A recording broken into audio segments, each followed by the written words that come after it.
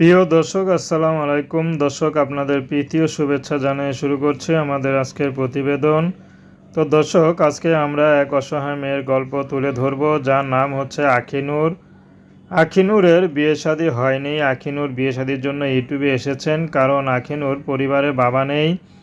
আখিনুর পরিবারে শুধু মা আছে, ছোট একটা ভাই আছে। তো আখিনুরের মা এলাকায় একটা চায়ের দোকানে চা বিক্রি করে। চা, কলা, বিস্কিট, রুটি, সিগারেট এসব বিক্রি করে। একটা টঙের মতো দোকান রাস্তার পাশে।